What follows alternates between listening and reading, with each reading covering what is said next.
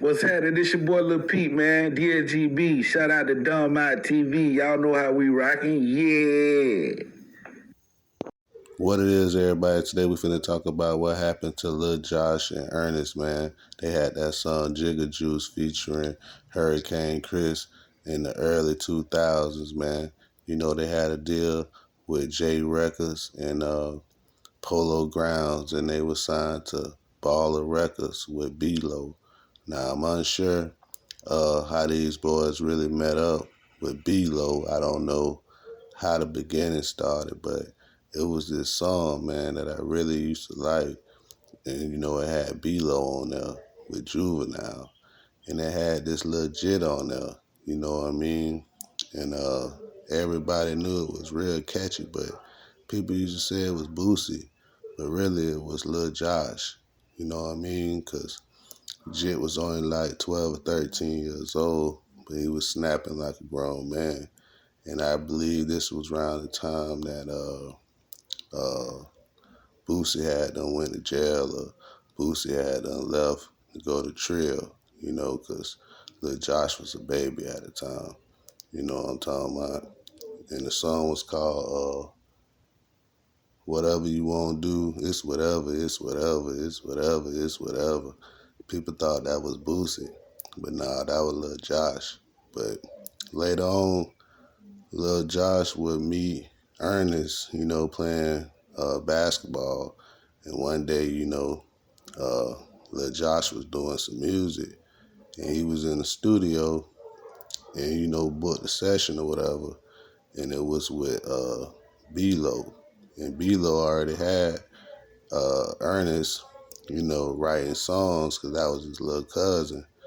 And, you know, he let his cousin Ernest hear some of Lil Josh stuff because, you know, Josh was in recording a song, and he put them two together and they started rapping. And like 3 years later, they had them blew up. They had them got the song that they needed to make it big. And, you know, at the time, you know, it happened like overnight because, you know, B-Lo already had a chance in the game. You know, he had already came out, had a regional hit, him and the Gangster, you know, that female rapper. And, you know, they was doing their thing, man. And, you know, now that, you know, B-Lo had done refocused his career, he had deals on the table, you know what I'm saying?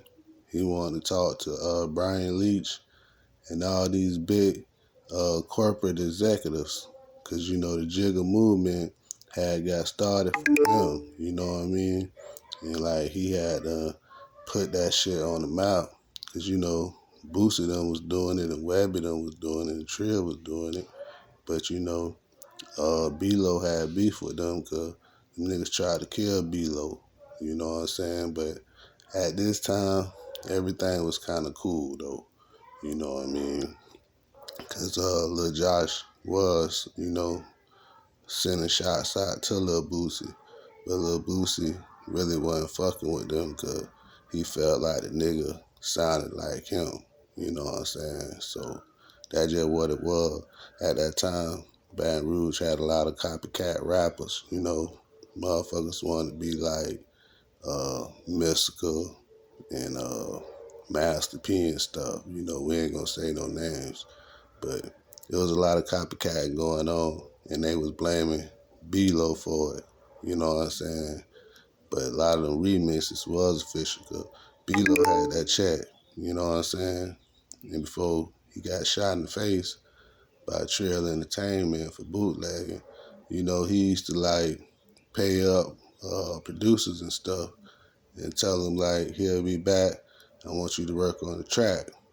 But, you know, a lot of his artists and shit, they'll be fucking up. Like Ernest, you know what I'm saying?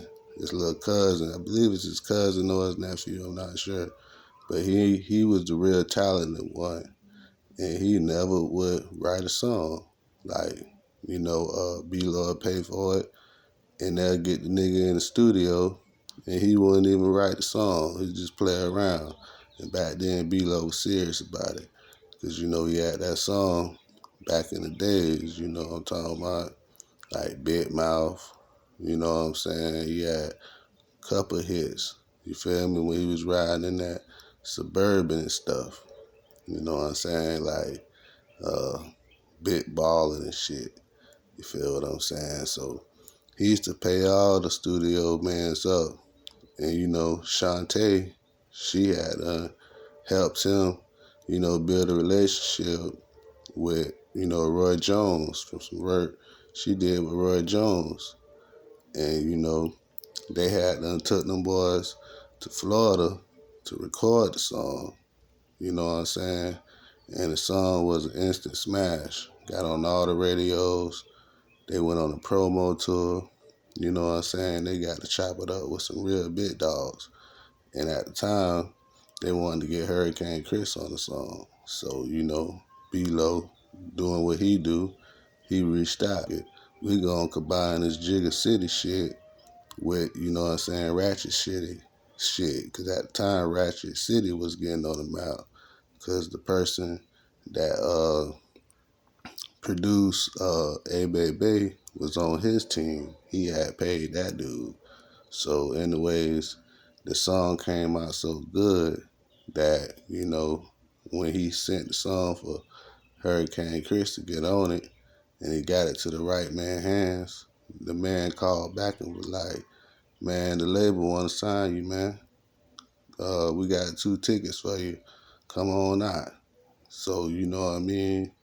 They had done got the boys, you know what I'm saying, and they went on up to New York and they was there for like 2-3 days till they inked the deal.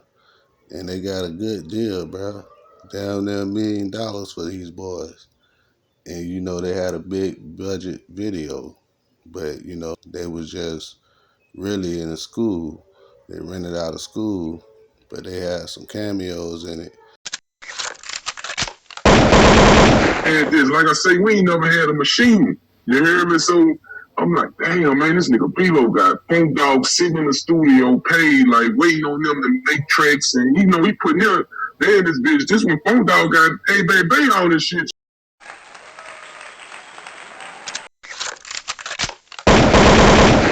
You know, the song was a banger. You know what I'm saying? So the song caught on easy, and you know, them and Diamond, you know, they went their separate ways because, you know, Diamond didn't help them, like, promote the album because she was from another place, even though, you know, they was, like, combining styles and shit like that. You feel what I'm saying? They was from, uh, Baton Rouge, but they got Hurricane Chris on it.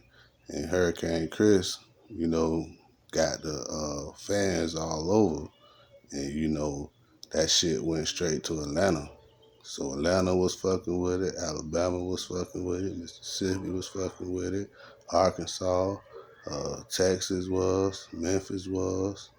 You know what I'm saying? New Mexico. Everybody was fucking with the record. You know what I'm saying? But the record, like, the fire went out on the record. Like, when the money came, I guess, you know, niggas got lazy because, you know, B-Lo put them back in the studio.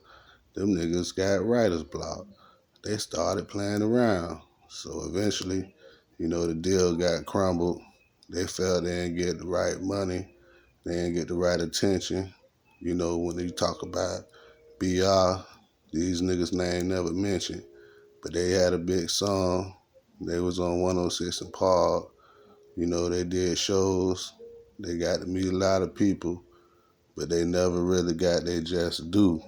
They blame it on B-Lo, saying like B-Lo them stole the money, but Roy Jones let them, you know what I'm saying, hold his studio rented out, and they couldn't come up with no songs. They had C-Lo with them, Mr. Magic with them. They had a whole bunch of stars in their corner, but they wasn't able to do what they supposed to do. And you know, Lil Jon and all them other niggas in the crunk, they made it. They did. Peace. I'm out.